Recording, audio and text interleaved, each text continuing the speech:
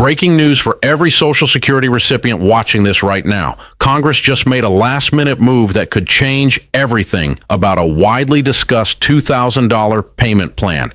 And if you're not paying attention, you could be left out completely. This affects millions of seniors, SSI recipients, and Social Security beneficiaries across America. So if you depend on your monthly check, you need to hear this today. Don't click away. The next few minutes could protect your financial future. Welcome back to the channel. If you're new here, this is where we break down Social Security updates, SSI changes, and SSDI news in plain English, so you never miss a payment, a deadline, or a benefit you're entitled to.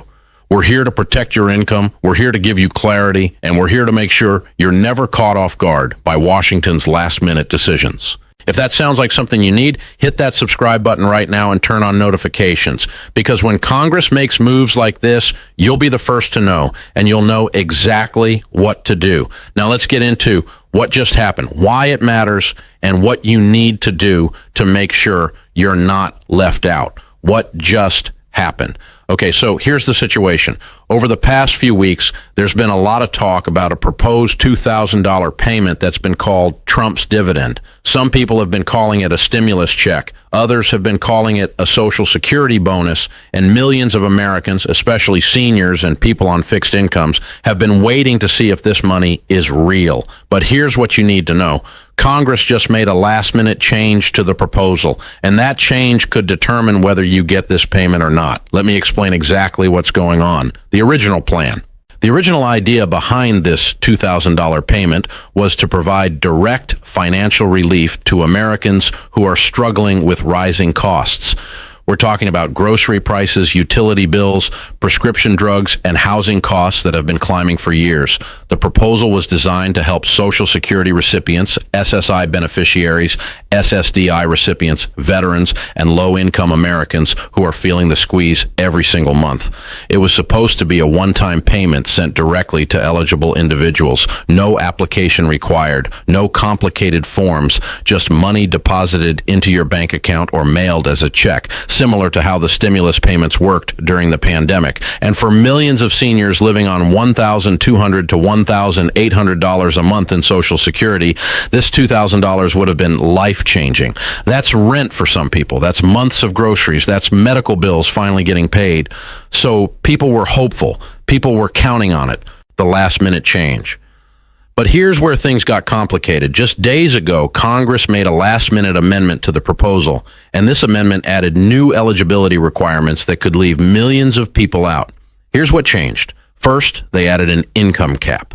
Under the new language, only individuals earning below a certain threshold would qualify.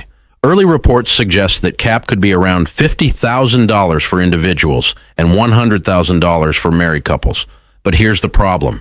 If you're receiving Social Security and you also have a small pension, part-time work income, or investment income, you could be pushed over that limit, even if you're barely scraping by.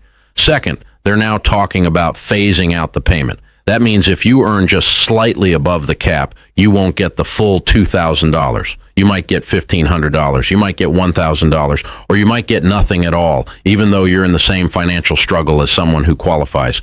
Third, there's confusion about who counts as a Social Security recipient. Some versions of the proposal limit eligibility to retirees only. That could mean SSI recipients and SSDI recipients. People with disabilities who depend entirely on federal benefits might not qualify. And that's devastating because those are often the people who need the help the most.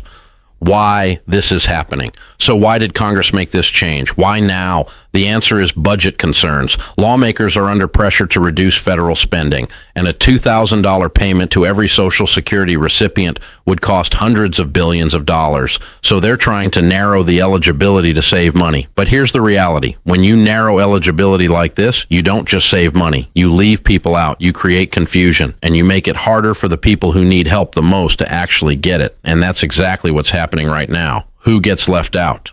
Let's talk about who could be left out if this last-minute change goes through. Scenario 1, Mary, a 68-year-old retiree. Mary gets $1,400 a month from Social Security. She also gets a small pension from her late husband's union job, about $800 a month. Combined, that puts her annual income at around $26,000. She's living paycheck to paycheck, but because of that pension, she might exceed the income cap and lose the payment entirely. Scenario 2, James, a 55-year-old on SSDI. James became disabled after a workplace injury. He gets $1,100 a month in SSDI benefits. He can't work. He has no other income. But if the final version of the proposal limits eligibility to retirees only, James won't qualify, even though he's one of the most vulnerable people in the system. Scenario 3, Linda, a 72-year-old widow. Linda lives entirely on Social Security, $1,250 a month. She has no savings, no pension, no family support. She should qualify under any reasonable version of this proposal. But if the paperwork gets complicated, if the eligibility rules aren't clear, or if she misses a deadline she doesn't even know about, she could be left out too. These are real people. These are real situations. And this is why this last-minute change matters so much. What happens next? Right now, the proposal is still being debated in Congress. It hasn't passed yet. It hasn't been signed into law, and that means there's still time for things to change again. But here's what you need to understand. If this payment does go through, eligibility will be strict. The government will use your most recent tax return to determine if you qualify. They'll look at your income, your filing status, and your benefit type. And if you don't meet the requirements, you won't get the money. There won't be appeals. There won't be second chances. You'll either qualify or you won't. And that's why you need to be prepared right now. So here's what you need to do. First, check your income. If you filed a tax return in the last year, look at your adjusted gross income. That's the number the government will use. If you're close to the cap, whatever that final cap ends up being, you need to know where you stand. Second, make sure your information is up to date with Social Security. If you moved recently, if you changed bank accounts, or if your direct deposit information is outdated, fix it now. Because if this payment goes through, the government will send it to the last address or account they have on file. And if that information is wrong, you could miss out. Third, don't count on this money yet. I know that sounds harsh, but it's the truth. This proposal is not final. It could change again. It could get delayed. It could even get cut from the budget entirely. So do not make financial decisions based on a payment you haven't received yet. Do not skip bills. Fourth, stay informed. Congress could vote on this any day now, and when they do, the details will matter. The eligibility rules will matter. The payment timeline will matter. So subscribe to this channel, turn on notifications, and check back regularly, because when the final decision is made, we'll break it down for you immediately in plain English with no confusion. And finally, be realistic about what this payment means. If you do qualify and you do receive $2,000, that's amazing. But it's a one-time payment. It's not recurring. It's not going to solve long-term financial problems. So if you get it, use it wisely. Pay off debt. Build a small emergency fund. Cover essential expenses. Don't treat it like extra spending money, because once it's gone, it's gone. Look, I know this is frustrating. I know it's confusing, and I know it's stressful when Congress makes last-minute changes that could affect your income, but that's exactly why this channel exists. We're here to cut through the noise. We're here to give you the facts, and we're here to make sure you never miss a payment, a deadline, or a benefit you're entitled to. If you found this video helpful, do me a favor. Hit that subscribe button right now. Turn on the notification bell, and share this video with anyone you know who depends on Social Security, SSI, or SSDI. Because the more people who know what's happening, the better prepared we all are. And if you have questions, drop them in the comments. I read every single one, and I'll do my best to answer or make a follow-up video if needed. We're in this together, and I'm going to keep you updated every step of the way. All right, here's the bottom line. Congress just made a last-minute change to the proposed $2,000 payment plan. New income caps, new eligibility rules, and new confusion about who qualifies and who doesn't.